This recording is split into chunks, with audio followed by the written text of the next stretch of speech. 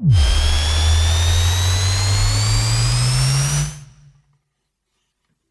the gym and in the car, with our advice you could go far. We fuck things up and we make mistakes, and talk about our sexy dates. We host events and go to clubs, but most of all we're still in love. It's getting hard for this to rhyme, just as well 'cause it's bed hopping time. Hello and welcome to the Bed Hoppers podcast. My name is Mr. H. I'm Mrs. H. We've been running a bit late and we're sorry about that, but that doesn't matter because we're here now. We're here right now for you. Well, actually, we're here right now to have a conversation with each other that you can listen into if you're really, really lucky. Very insightful. Very insightful. This time, Mrs. H is taking the reins. Oh, yay. Yeah, which is appropriate because it started pissing it down outside. I'm doing lots of driving now. So if you hear lots of paper rustling in the background, lots of stuff, not gonna rustle any it could paper. all happen. No. It could all happen. But before we begin on that, Consummate professional. obviously, and I would not expect anything less, but before we run into that, I just want to say, right, in the swinging world, Yeah. in the swinging world, there's a new thing out again. There's a new season, a new series, if you will, of Open House that's come out. Oh, Now, yes, there is. we ain't not watched it yet. No. We're sort of saving them up to just get angry about them later. Should we watch them? Well, I think it's one of those things that we probably should view it and have a look at it. Have a view on it. Yeah, I think, we watched the first series and I think we watched the second. I wasn't did. particularly impressed with it. I preferred the second one. The second one was an improvement. But what I have noticed out there in the old swinging world is that it seems to be really heavily divided into a couple of camps. Some people thinking it's good that it's on TV and other people ready to burn it down. So we haven't watched it yet, so we haven't got a view on it. We're going to watch it when it's probably all done and caught up. We're on a TV binge of Ted Lasso. so there's a bit of Ted. We took our time getting to Ted Lasso. Oh, it's so good. It's Very- like chicken soup with the soul. It is very uplifting, which was my suggestion. Bearing in mind, because neither one of us likes football, right? No, or but it's soccer, not, we as don't you really Americans have might to, call. it turns out. No, it transpires that it's the most uplifting thing that you could ever watch in your entire life. It's relentlessly optimistic. It is, which is fantastic. Versus your program of choice, which is Severance, Yeah. which is dark and confusing and feels like it's never going to get to wherever it needs to go It's to. getting somewhere now. However, I did watch Andor, which was dark but had hope. So that was like the middle ground, right? You are eternally optimistic though, aren't you? I'm an optimist prime. Yes, not I a am negatron. a Negatron. I know. But I How think, did we ever get together? well, because opposites attract. I know that because Paula Abdul in a cartoon she cat did indeed told me sing this. about it. Yeah. So what I do want to say, though, is that, I'd love to hear your views on Open House. So if you've been watching it and you've got a thought and you've enjoyed it or you hated it or you've got some concerns over some of the stuff that it's promoting, all this good kind of stuff, let us know. Reach out, send us an email, drop us a tweet, Send us an owl. a fab message, a I don't swing really hub get message. any owls anymore. No, we really don't tend to get very many of those. No. But send us one of those things and we'll have a look. And when it comes to us having watched the show in, I guess it's going to be several weeks' time, Okay. then we'll look to include some of your thoughts and comments and all that Sounds sort of stuff. very divisive at the moment. Did I say you say. comments? I did, didn't I? What's the comments? Comments. Trixie Preciouses and comments. Yeah, one of those. It does sound divisive though, from what I'm hearing. It's making me almost really wildly compelled to watch it because it sounds like a roller coaster of stuff. But at the same Yeah. time, I'm already like, oh my God. Well, I've seen comments about the fact that it's a lot of content creators, that it's a lot of hot people. So there's not much in the way of different approaches, different body types, different backgrounds, all that sort of stuff. So, in a world where EDI is being wiped out by the states, I think we're in a space where we could do even more with that. So I am curious to see what it's going to be and how it's going to come across. So if you've got opinions on it, just let us know and we'll maybe reread them out on the podcast or something. See what we think as well. Yeah, and if you want to send us a voice message about it, that's cool too. Do that. Yeah. Why not? And if you're not sure how to do that, get in touch and we can talk you through the process and all that sort of stuff. You can also reach us on our website. There we go. That's the thing. We've got nothing to promote at the moment, which is interesting. But we are going on an adventure We somewhere. are going on a road trip. Going on a road trip to Do seek out a little recce. and look at some venues. Yeah. It's going to be fun. It's going to be cool. There'll be a big element of quality control. Sting. Yes. So we are going to a location and we're doing like not a pub crawl, a sample test. Sample fest. Oh, I like that. Yeah. And we're going to go around and test loads of different places and see if any of them are suitable for a venue. For a venue or an event, right? Yes. Which is cool. So anyway, we can't talk about that yet because it's, we don't actually have a solution or an answer yet.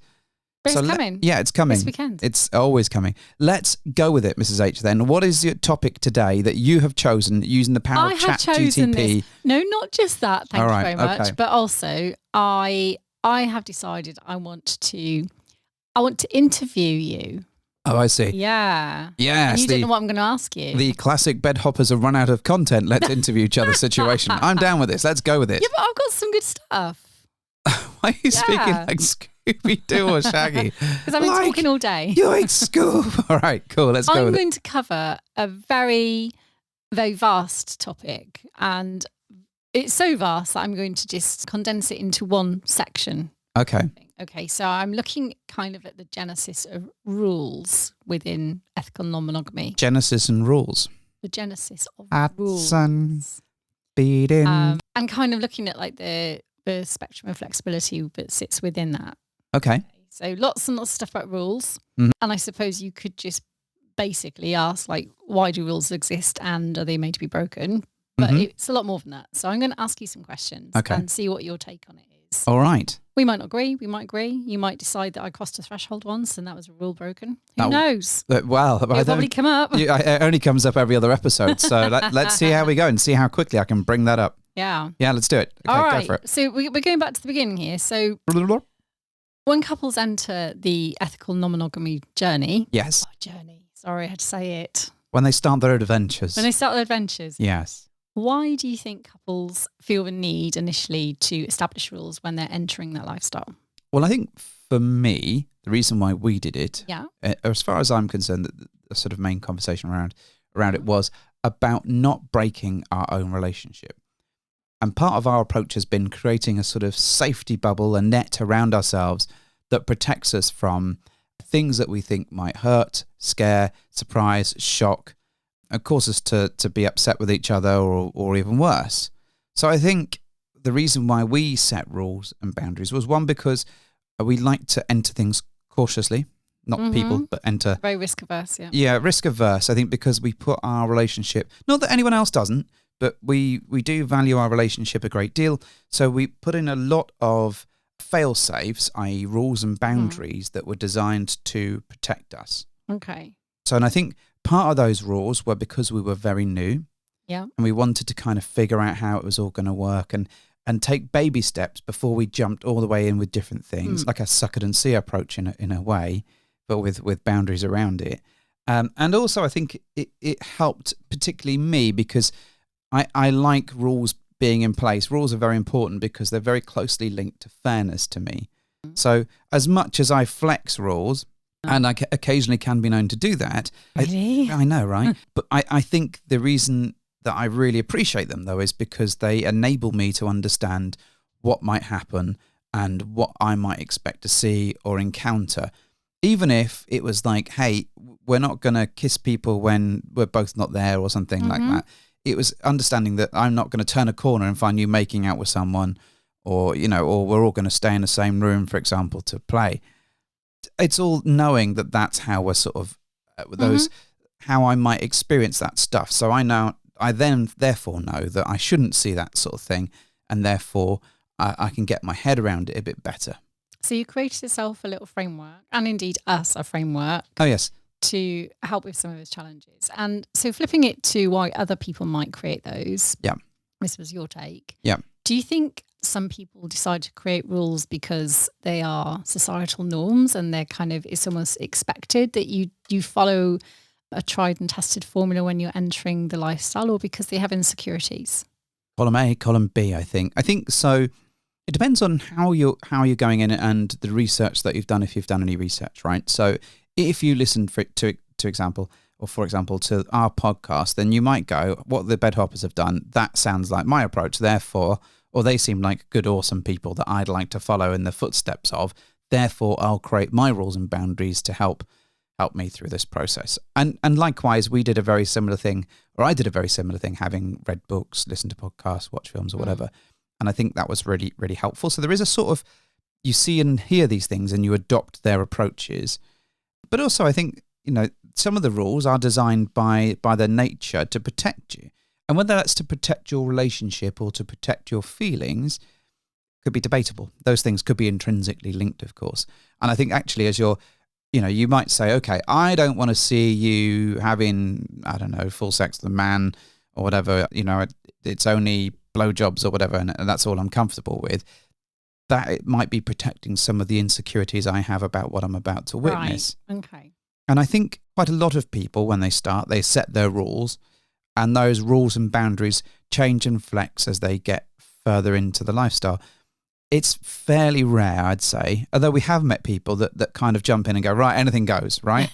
Because there is no protection for them. And then sometimes that all goes tits up and they go, okay, all right, let's take a step back. What is it that we're not comfortable with? Because they've not either talked about it fully or they just want to throw themselves at the problem. And then it all kicks off. And yeah, that's kind of where my head's at. I think that's probably why the rules are important, because they give you a framework to understanding. I think there are some norms that you're trying to follow, or there might be some learned and maybe norms. Other people might look at you and say, well, if you're doing this, surely you should have some boundaries and fail-safes in place. So maybe there is an expectation placed on you from society that this is the right way to do things. Well, interestingly, society, as in, okay, so let's use the wider term of society in terms of friends and people that we've spoken to who aren't ethically non-monogamous or aren't in the lifestyle or whatever it is that they're doing. Some of the questions that they ask imply that there are no rules and that it's all a free-for-all, and their impression of swinging as a big thing is that it's a complete and utter fuckfest where anything goes. And whilst those things exist, I don't think those things are necessarily healthy for every relationship dynamic that's out there.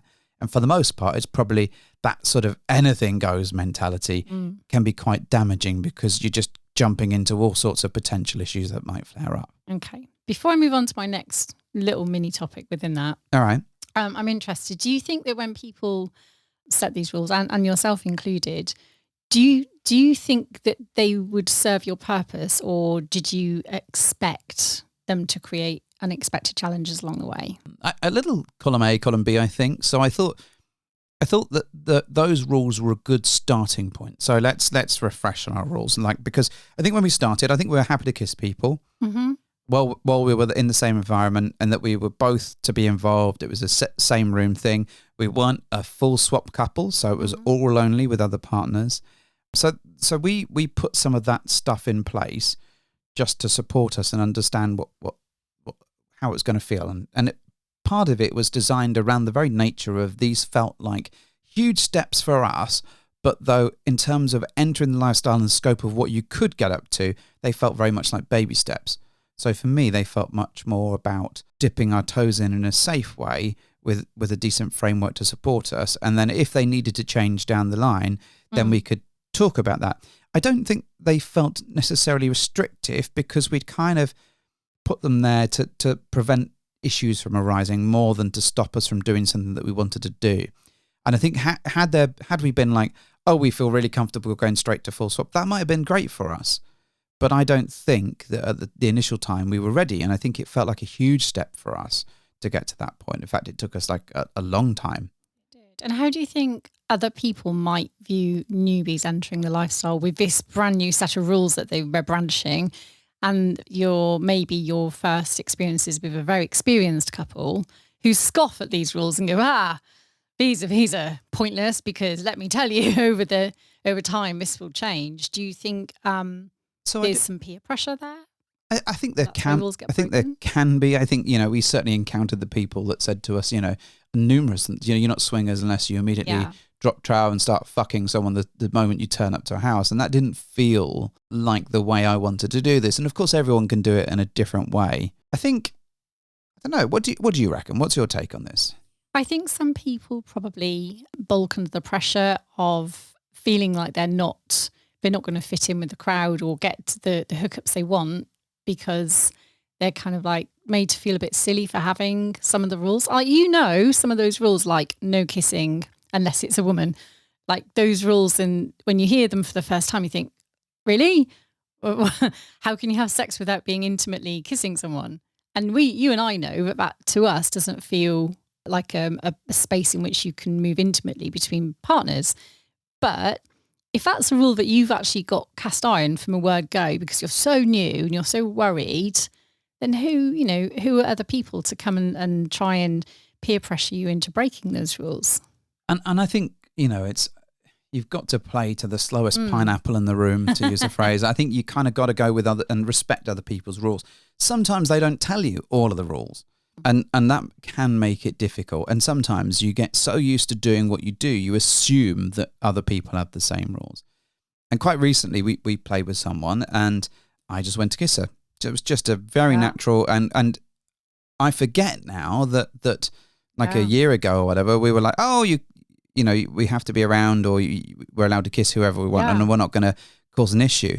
And she was very much like, well, my partner's not in the room. Right. It wasn't done at all to be like sort of hidden or to be doing this on the dirty and the down low. It was just because I'm so used to having that open relationship with you that I was like, oh, it completely and utterly didn't recognize that might have been. You. Yeah.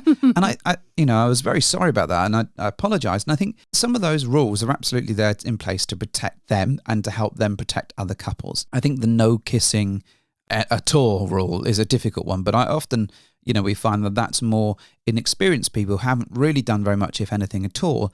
And then as soon as they get into their journey, their adventures, or whatever you want to call it, then they go, oh, how are we supposed to move forwards without this? Now, for some people, they never change that. And that's always going to be just the way that they protect their relationship. But for the most part, most people kind of go, kissing, yeah, that's fine, that's cool. Now, whether they do that in front of the partners or not is a different story. And lots of people have different takes on the freedoms that are associated with that. I also find it interesting because we obviously, for example, we're very, very close to Secret Stag and Secret Vixen, right? Our relationship with them is a lot more open and a lot more free-flowing than it is with anybody else that we know. So, and it's kind of, you have to change a gear when you've kind of gone with a weekend or an adventure with them to when it's with other people that we perhaps don't know or aren't as open with. And that's an interesting one because you just kind of get used to that level of freedom. Like when you've been to Desire or whatever and everyone was like, hey, you can just kiss, it's fine, don't worry, just ask and it's cool. Well, not everyone's had the brief that was at the start of that and had that sort of piece and seen that in action. So they're a lot more, oh, is this how you do things now? And that's quite an interesting challenge, I think. Okay. So moving on a little bit then around, you've got your rules.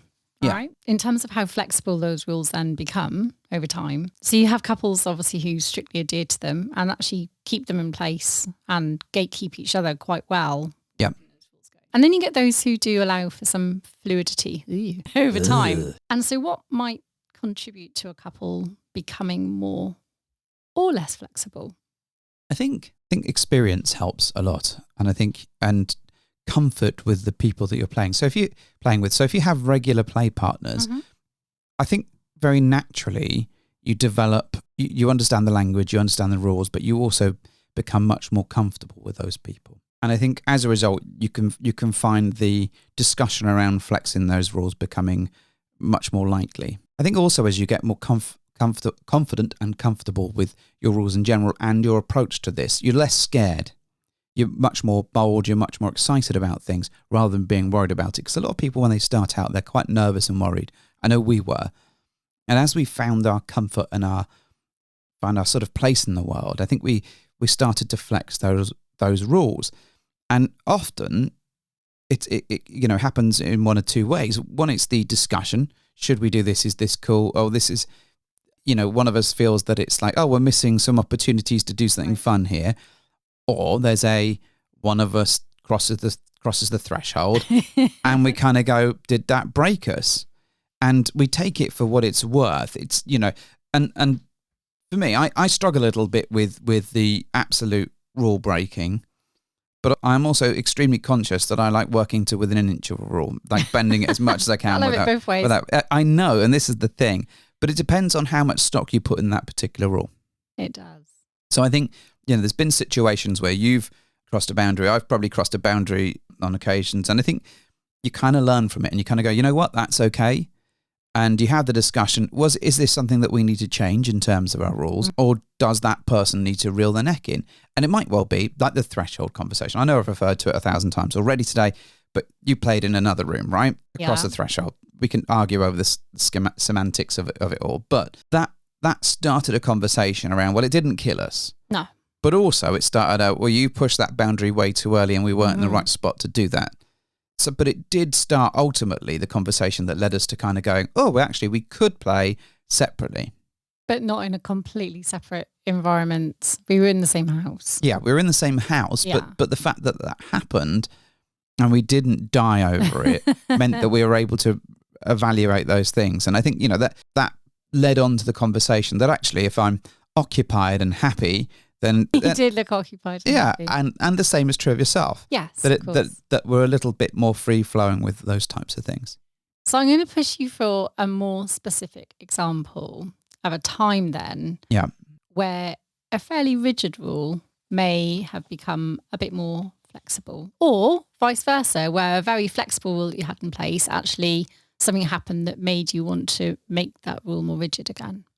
Can't think of one where it's been a more flexible one that's been made more rigid off the top of my head. So maybe the rigid one that became more flexible. Yeah, I think there's a couple of things. One was around the transition towards full swapping with somebody. Okay.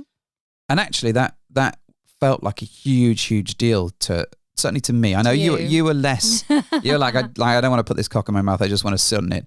And I get...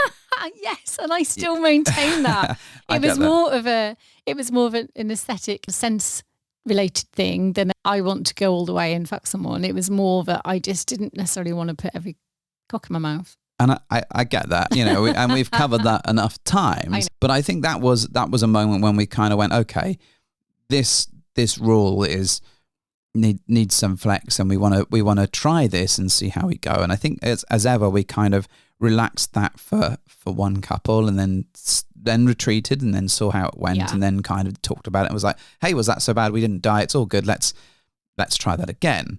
And then let's see how you were on the other side of the room. I was on, and it was like, do we need to be closer? And we fine tuned it like you do with anything, like a recipe, really. You make the recipe to what the book tells you. And if you kind of go, well, actually that was a bit too sweet or whatever, let's reduce this, or that was a bit too well done, let's do that. And you fine tune it to your to your relationship or your oven or whatever weird cooking analogy that I've managed to exploit today. I do think that you kind of, and the kissing one was another one, I think, where we were like, okay, right, we are kissing in different areas, and we're preventing ourselves from having fun, and we could be so much better at this. And then we sort of went, actually, shall we just say that we can make out with people and it's fine? And I actually think that was one of the biggest examples I can think of where we had a rule, quite a long-standing rule, really. Yeah. We were very adamant that we shouldn't really lose sight of each other or go ahead and kiss someone without there being some level of acknowledgement between us that it was okay. And I think you're right. That's the rule that caused the most. I think that's the one that we both got hung up on. I think, we did, because it became a pissing contest, frankly. Yeah, and I think to a certain extent, we still, there is an element that still exists over there. It's more bants now. Bants, yes, the healthiest thing in the office. Poking gentle fun at each other rather than keeping a tally and holding each other, sort of mudslinging if one of us kisses more people than the other. And that's a bit silly, but also we do it in jest, I like to think. Maybe we did. I think, it took us a while to get into that space. And I think we're still learning. But honestly, the sort of this play session that I mentioned earlier, where I just kissed this woman, I hadn't quite, I'd kind of got so much into this space of this is okay that I almost forgot that for other people they may not be, because and I don't mean any harm or upset or foul by it, but it was just that, oh, can I kiss you? And it was like, no, because they're in the other. Yeah. Okay, cool. Right, I get it. I hadn't considered because I'd got so comfortable in the space that I'm at. Yeah. That's fair. All right, go on then. What else you got? Okay, so the old communication topic, because that has to come up in everything we do. Yeah. Contractually obliged. Yes. So how often do you think couples should revisit rules? if they have to have an arbitrary figure at all in mind? Or do you think there's challenges around not deciding to have some revisitation around them?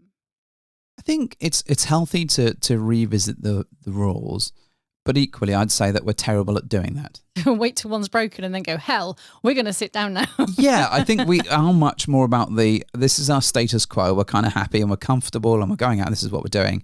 And then something will happen that will break that, or that one of us will be upset with, or something will trigger us that will then bring it up as a thing. And so I think it's really hard to sort of set a date in your diary to kind of go, right, well, let's talk about rules. But I think, are we okay? Or what else do we want to do? And yes, I get that you absolutely could focus that into like a talk about what are you fantasizing about? What would you like to explore? What would you like to do? But those conversations can be quite hard. And I think unless you're in the space where it comes up naturally, it can feel a bit forced. And as a result, I think it can be a little defensive.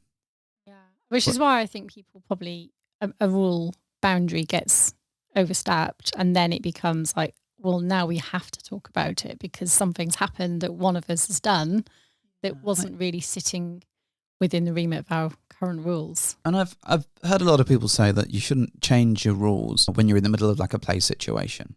Like you shouldn't like agree it on the fly because it's not thought through and it's open to all sorts of problems. Yeah. And I guess it's that, what are your hard and fast rules? Like what is set in stone and what is a boundary? I.e. something that you can step over or flex with, but still should respect. And I think that's kind of how I see them.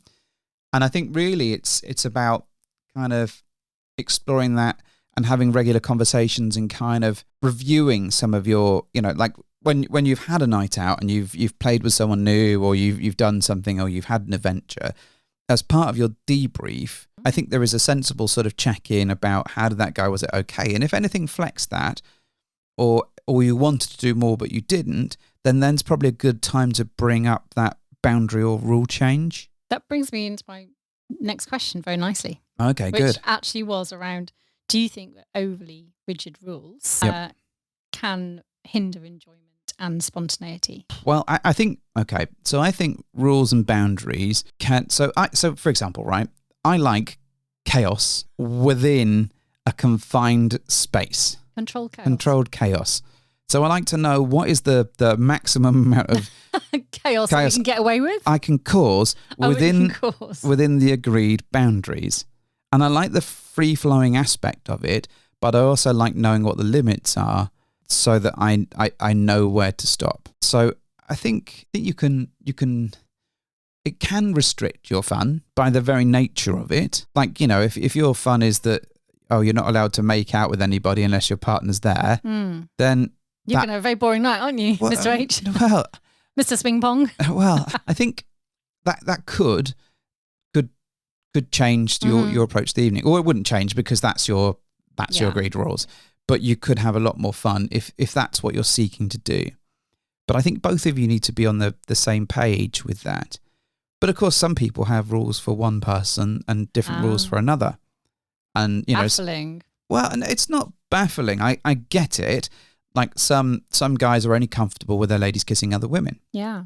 Now, to me, that seems odd, and I struggle. Feel you rolling your eyes. Yeah, because it's not particularly fair. But I can get the mentality that has led to that point. I get it. So I think there is a thing in the midst of all of this that is about sort of understanding where your relationship is at and setting those things so that actually you can have fun within the boundaries that you've been given, right?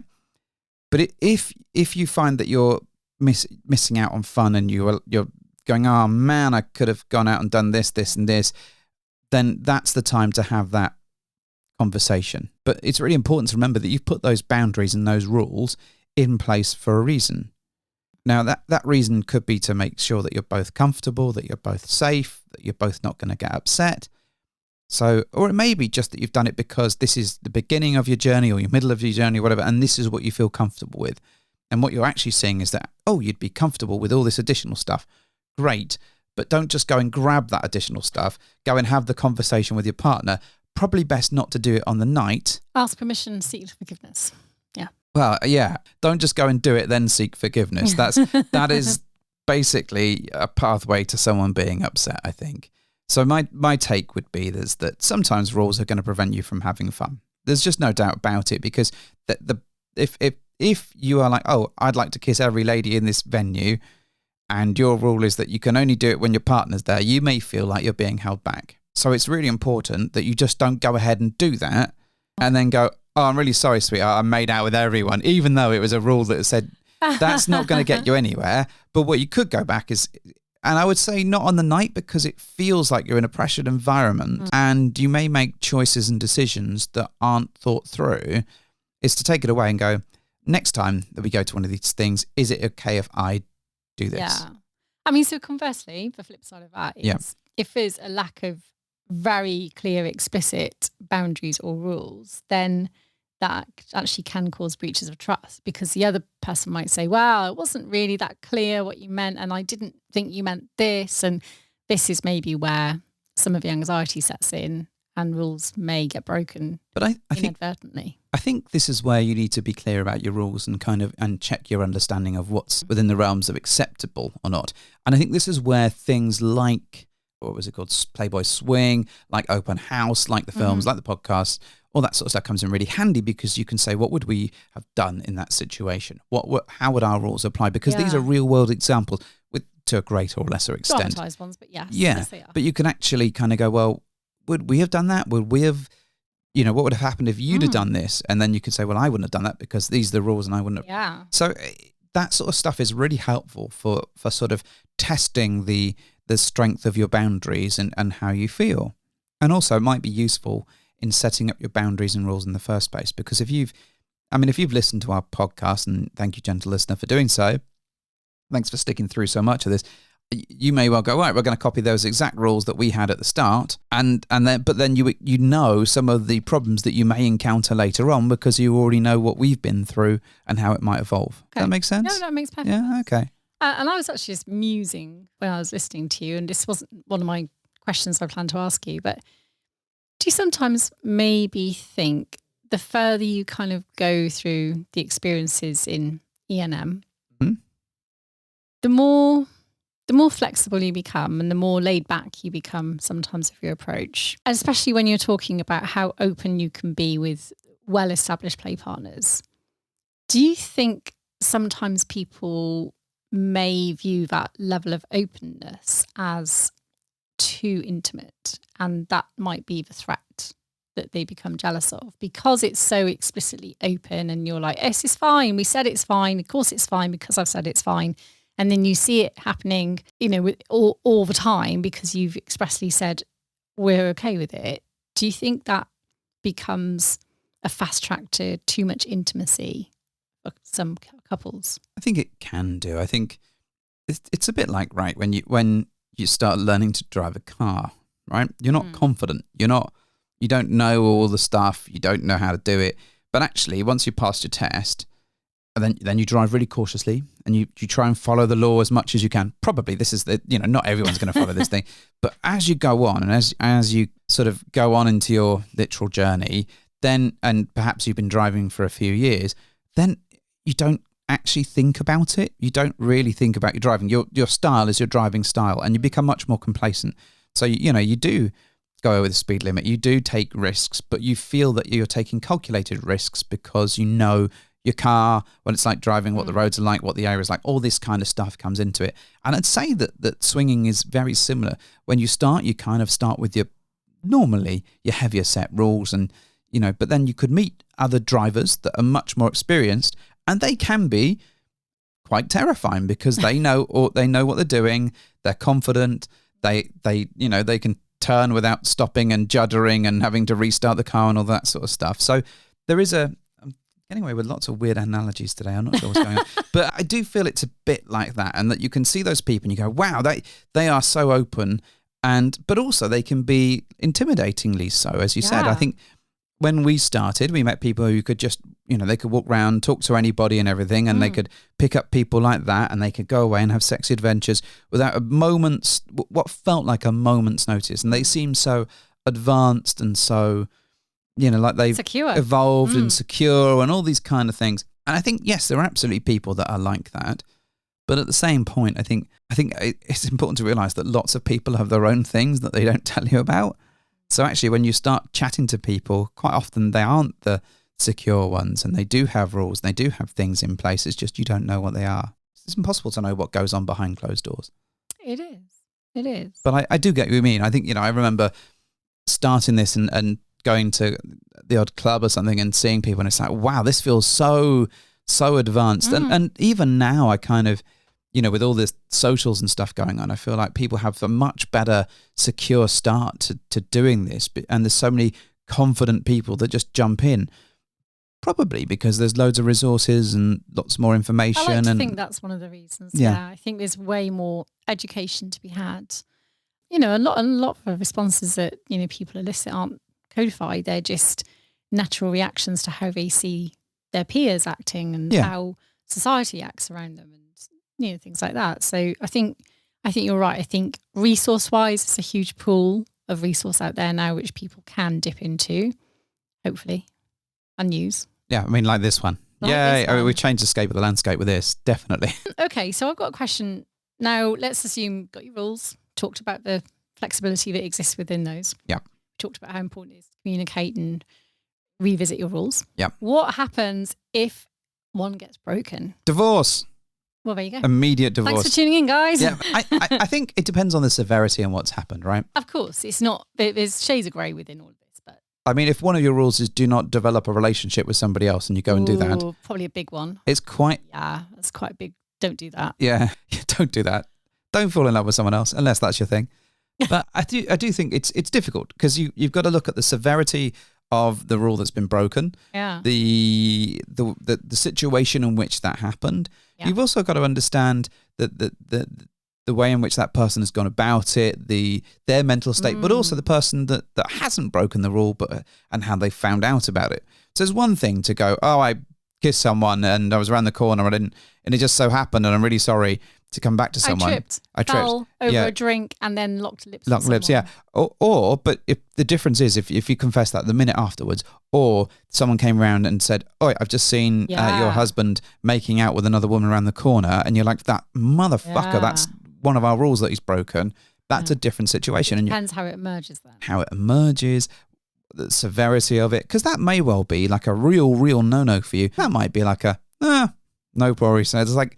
And you may be in a space where your journey has evolved to the point where, whilst it's still a rule, you're a lot more comfortable with things and you just haven't sat down and kind of gone through it. So talk me through some steps then you might take once you establish this rule has been broken. So I think that the best thing to do is obviously conversation and communication and working through it. Now, it may not be the best thing to do it on the night. So have a nice heated debate. Nice yelling, slagging match. Especially when you've had a few drinks. Yeah, so I think quite often it's best it depends on how you handle things, right? But for me, I think it's best to take yourself away from the situation. Now, we're not great at doing this because we want to resolve everything straight away. We do. We will. Don't like to go into bed on an argument. No, I know, which means that we'll take everyone down with us by yelling at each other, which is not the best way to do things. No, I think ideally you want to take yourself away from the situation, even if that's outside, to a different room. Even if you lock yourself in a playroom for a couple of minutes, it's not the end of the world, and just have a little bit of a discussion about it. Now, maybe, like you say, if you've been drinking, that your best bet is to wait until you're both not drunk and you can talk through it sensibly. It does make perfect sense. In hindsight. Really fucking hard to execute when you've had a few drinks and one of you's ragingly upset. The other one's like, what the fuck have I done? I didn't do anything wrong. It was just a kiss or whatever. Doesn't help at all. This sounds like I'm talking from experience. Really not, as far as I remember. Have we ever broken a rule? Yes. What did we do? Lots of times. Lots of times? Lots of times. We continuously break rules. Oh, it is in the theme song, I suppose, isn't it? Yeah, in fact, things happen when we make mistakes. So I think there's been times when, certainly the early days, there were moments when I was trying to indicate to you that that we should have stopped or we should have got out there, and you carried on. Right. I think there's been the crossing of the threshold, officially titled. Yeah, these are all things that I've done wrong. Yeah, I don't. What about you? I don't remember anything that I've done wrong, but I probably have. How is that halo so tight? Well, it's now cock ring, you see, that's why. Yeah. I You never done anything? Probably. I can't remember what, though. old slender grasp of time, Mr. H over there. Oh, okay, all right. So Okay, all right. So yes, so my grasp of time and awareness of you, but that wasn't necessarily a rule. That was just Courtesy. courtesy. Yeah, That was behaviour. Rather being than, nice to the person that you're betrothed to. yes, that wasn't Maybe in the rules. that's an unspoken rule. No, it wasn't written down, so it doesn't count. So it's okay to have like, I don't know, 5 hours of sex with someone and just like fuck off into the night. I didn't fuck off into the night. That's the thing. Anyways, so what I would say is that we've both flexed and bent and broken boundaries and rules throughout the course of time. We've kissed people when we were like, oh, we're not going to kiss people. When we said blah, blah, blah, blah, blah. And we've done that. And none of us has kind of gone out and played with someone else or anything like that without any. No, we've never done anything like that. No. And I think we'd probably sit down and talk that through. But I think given the fact that broadly, if one of us wants to do something and we ask about it, we can normally work out a way to do it, or at least a means of something similar to enable us to kind of both feel comfortable about it. But we tended, the problem is that when you're in the heat of the moment and one of us, the person who hasn't broken the rule doesn't feel supported or listened to, that is not a good space to have that conversation. And I know that with us, so I tend to get emotional and you tend to get really angry. I believe belligerent. Belligerent is the word. And I don't think that's the perfect combo when we're trying to resolve that. No, so not. After a number of drinks, it is not our best means of sorting shit out. What we should do is kind of go, that's okay, that's fine, we'll sort this out later, because there's never been any major offences, but we're just not that great at doing that, because I still, to this day, and I quote this a lot, I still regret lending someone a Transformer when I was 4. I mean, it's probably worth thousands now. That's probably I regret you lending it to them as well. Well, I scratched like some fake windscreen reflections onto the windscreen of the Transformer. It looked cool. You did what? Yeah, it looked cool. I did it with compass. Hang on, so you owned this Transformer? I owned this Transformer, loaned it to a friend, to what I thought was a friend. Modified it with a lens scratch, which looked awesome. And then he said, oh, no, you didn't lend it to me, trying to gaslight me.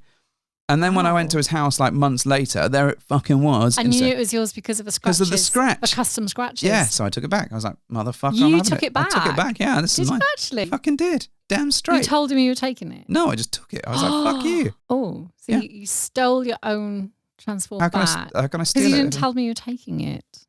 Yes, but it was mine. He might have been really impressed by your modification and fashioned his own. Anyway, the point is...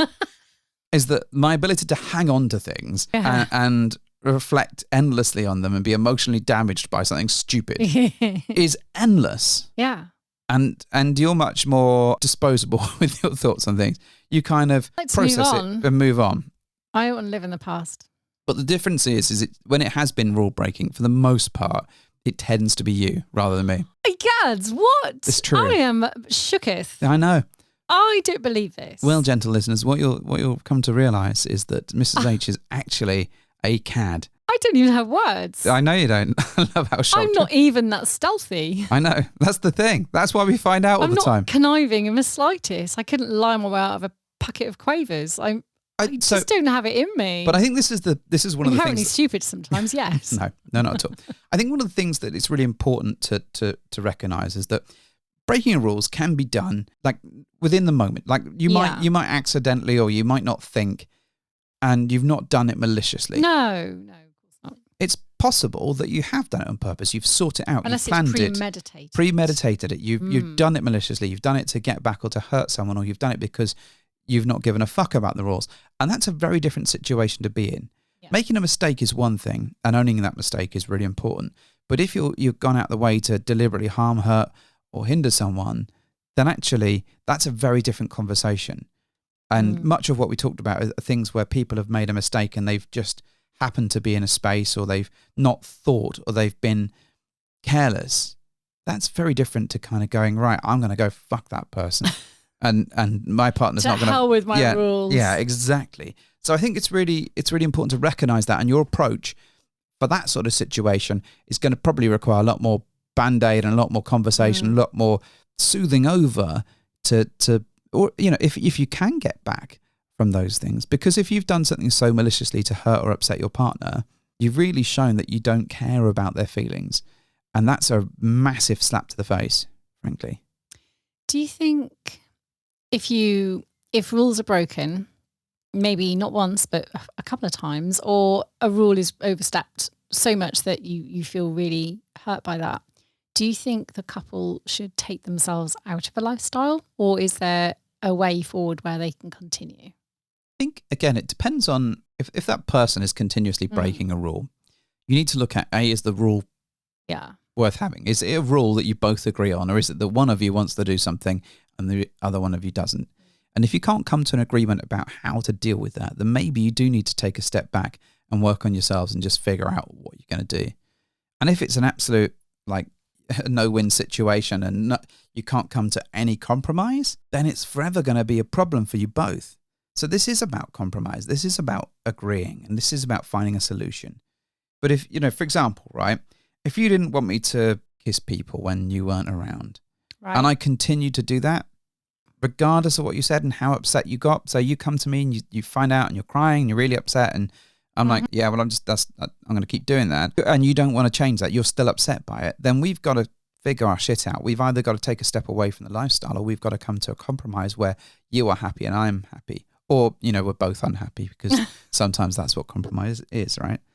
But I do think there is something around that of understanding your partner's feelings and understanding the pain and the hurt that you've caused by breaking those rules. And if you can't get to that stage, then you really need to have a good conversation about your relationship. Okay. I know that sounds kind of final. It doesn't have to be final. It could just be that you go, right, well, doing this in this way is not for us. And it may well be that you're better off doing something that's where it's like a hot wife or a hot husband situation, where you don't have to see what your partner's doing. Or it might be that you kind of go, okay, one of you is going to be in the lifestyle and the other one's not, and that's fine. But you do need to be in agreement with whatever your solution is. Otherwise, it's only going to come back and keep hurting you. So, all right, applying all these topics that we talked about to our own fairly shifting dynamic at the moment, where we've entered into solo play. Yeah. Not a lot, but we are going into that sometimes.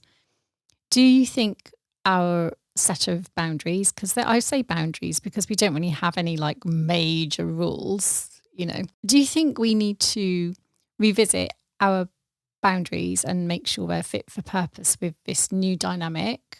Or do you think people should have a different kind of way of looking at things like that? I think we probably need to have a conversation about where we're at with things to make sure that we're both happy.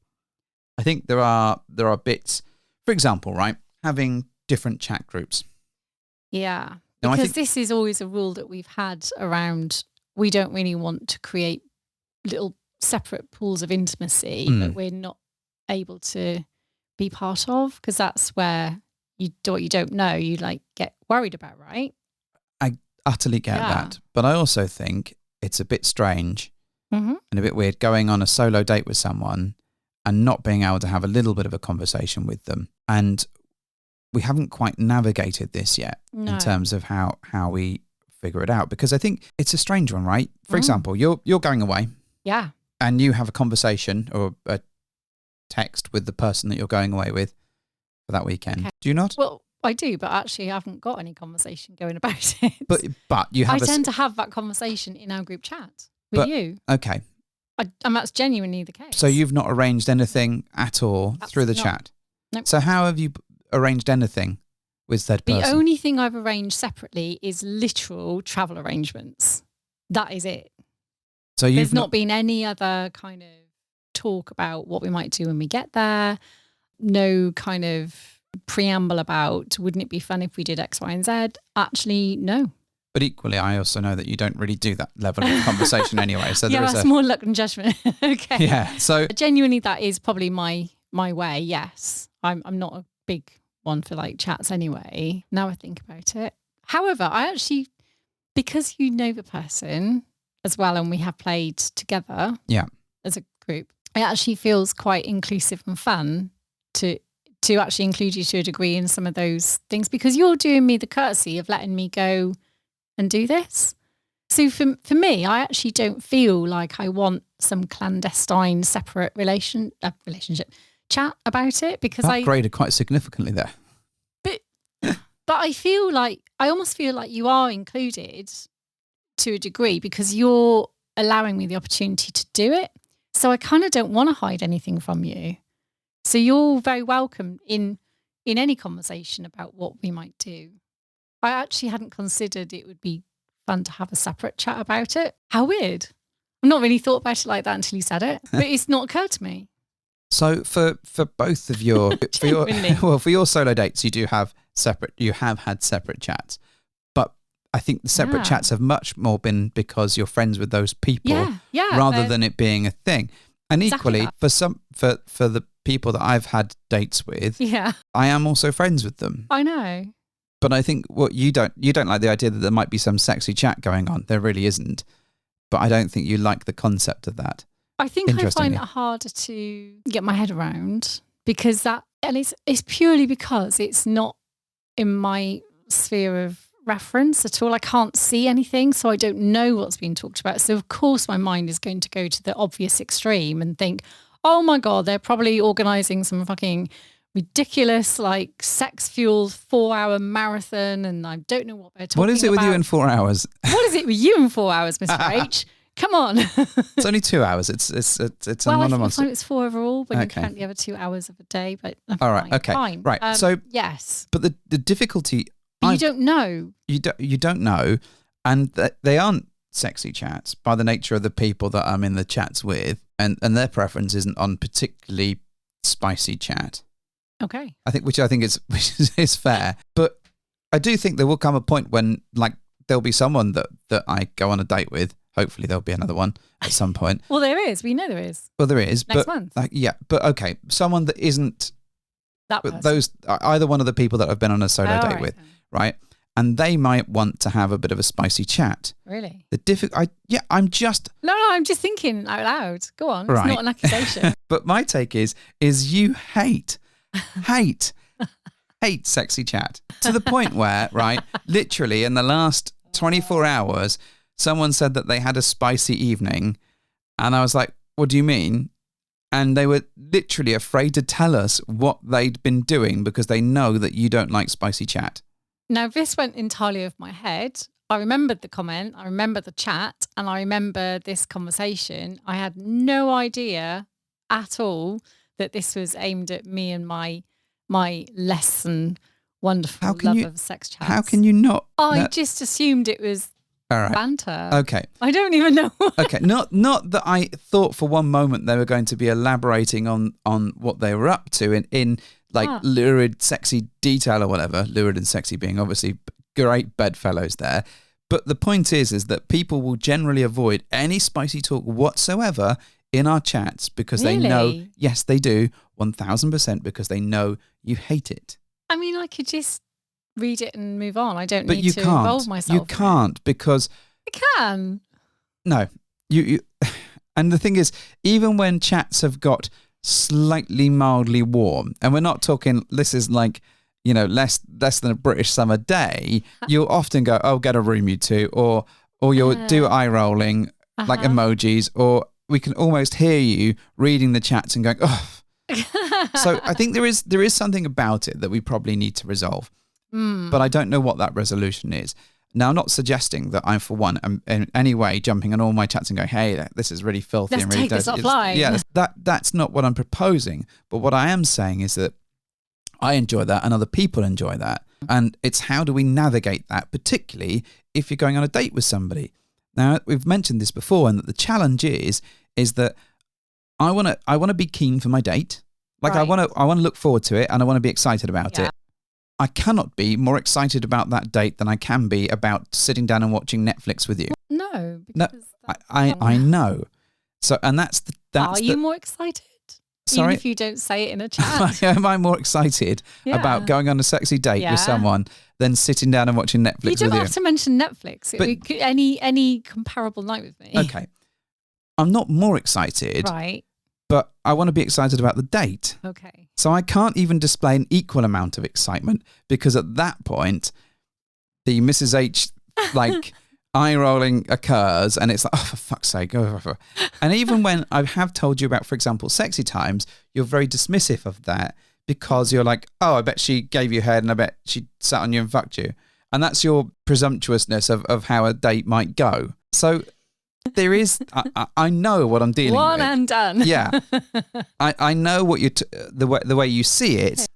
But for me, I like having a bit of a flirt. I like having a bit of spicy conversation. It doesn't need to be graphic, but at the same point, I recognize that you don't want me to have that in conversations with people by myself.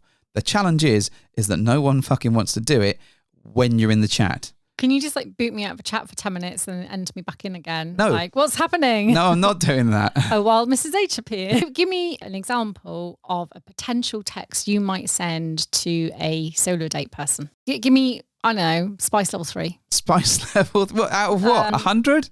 No, all right. Talk about Nando's spice level. 5 being extreme, 1 being baby spice. Give me a medium peri-peri. I have no idea what that might look like. Mildly spicy. But no, I'm not. Go on.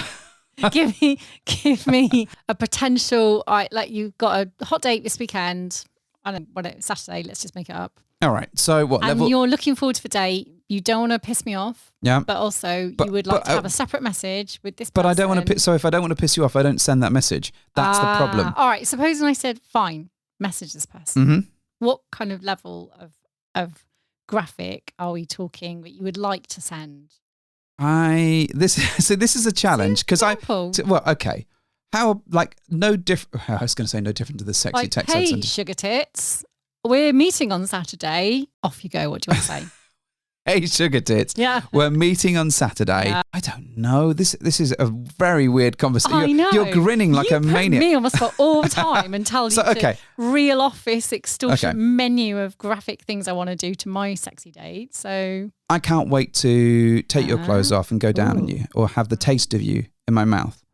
Gosh, that's graphic. What? Would you say that? Yeah, to I would say that to someone. Would you actually? Yeah.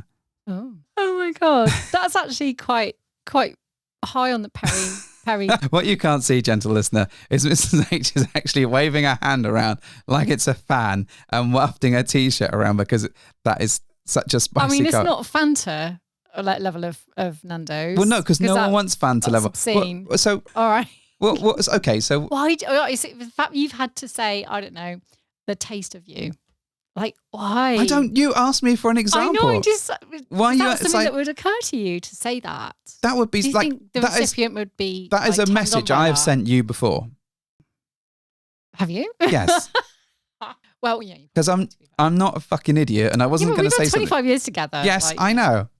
But that's all right. But that would be like, why are you still wafting your? Because that's actually quite spicy. Oh my god. All right, fine. So you would potentially. And it is just potential, theoretical, what you might say to somebody. Yes, that's all I've got. That's my only go-to. And it's only going to escalate from there, isn't it? Because that's the idea. Yes. You're going to get something back to be like, I don't know, like, oh my god, I can't wait to put your cock in my mouth. There we go. See, there we go. See, god. Sexting you now. Yeah. Live. And what are you going to do with my cocks in your mouth? Oh my god, no, I can't do it. I would be really, really bad at this. Well, anyway, let's leave that one there because I don't know if I can answer that. See, I want you kneeling before me with my cock in your mouth, and I want your eyes to be on mine whilst you're sucking my cock. Oh my god, you're quite good at this. I don't think I'm very good at this. I can do it in reality. In reality? Yeah. How I'm just not very good at saying the words. You can suck. Are you saying you can suck the cock in reality, but you can't talk about the cock sucking? Spot on. Okay. Can't do that. No, don't be spotting off. I don't know why, but it just feels like there's something in the back of your throat. Oh my god!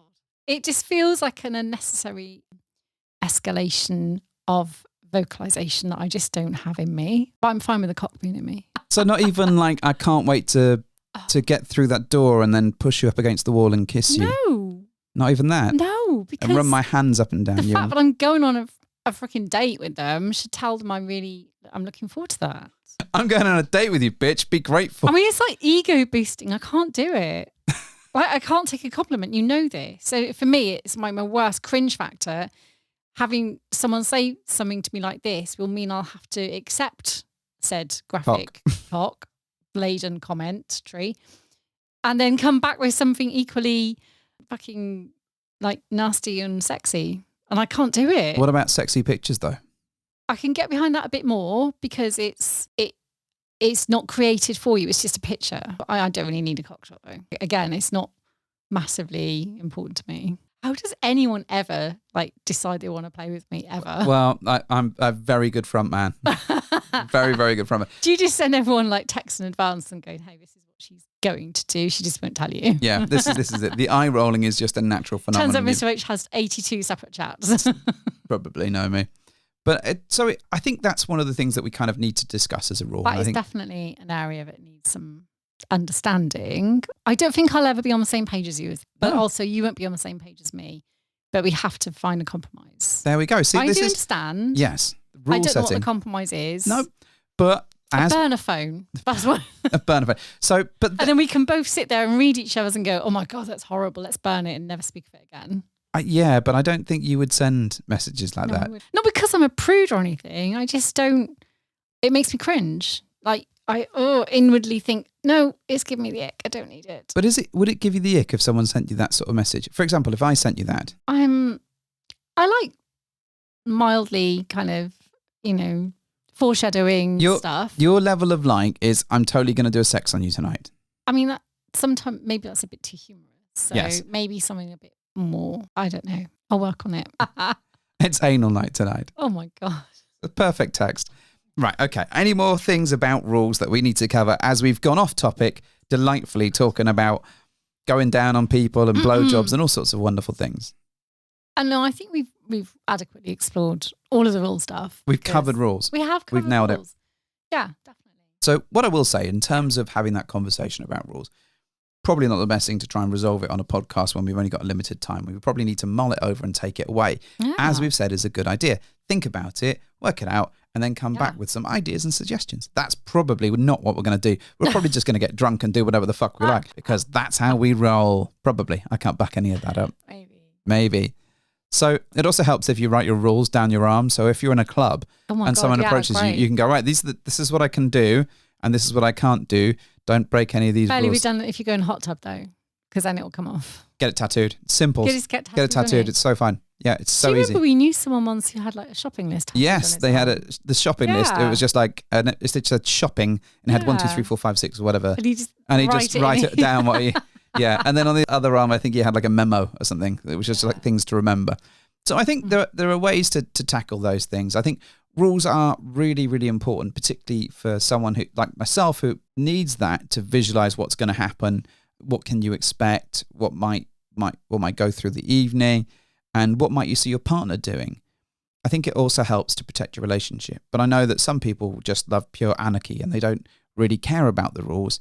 What I would say is if you're one of those people, it's really important to respect that other people will have rules and boundaries and to really have those conversations before you engage with them.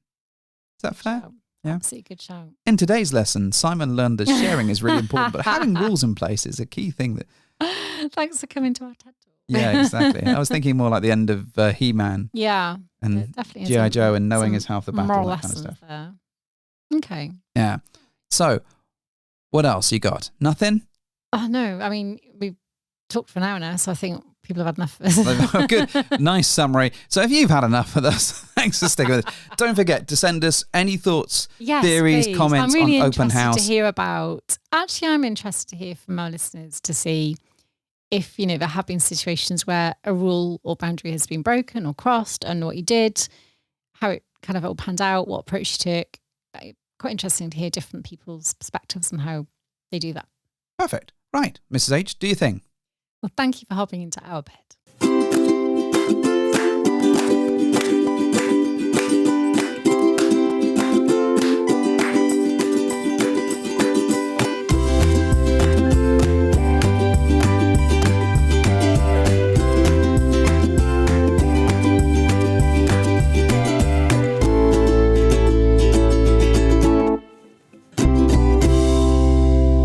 So have you got a joke this time? Oh. Why don't you have a joke? I didn't prepare one. You didn't prepare one? No.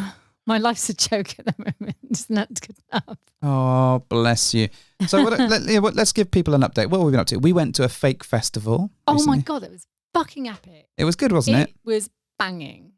I so loved it. We saw Fake Queen. Fake Bowie. Fake Bowie. Fake Green Day. Fake Killers. Fake Pink. You know what? Pink. We didn't see fake Pink. Well, we heard. We heard her from a the distance. pub. We were late because we Yeah. went to the pub instead. And I thought Killers, right? Yeah. Yeah. It's only that Mr. Brightside song. And But Green Day and Queen were Very good. tremendous. Very good. Tremendous. Bowie was pretty good too. Yeah. So we did that. That was excellent stuff. What else have we been up to? We've been very social. Yeah, we went to a social. We've been very, very social bunnies. We've been all over the place, going to different socials and just hanging out with nice people and meeting new people and having some play dates with new people. That's right. Yeah. Yeah. And then we've got solo dates coming up. We do. Yeah. Time to refine that good solo chat I've got going. But I noticed that you're also away another date further on. So maybe I should get another date in then. Oh my God. Yeah. I'm free for all. Oh, free-for-all. Can you imagine a free-for-all? I post that out there and no one would fucking turn up and it would be the loneliest wank I'd ever had. True. It's true. Are all wanks lonely by their very definition? No, because the dog watches anyway. She's, Oh my yeah.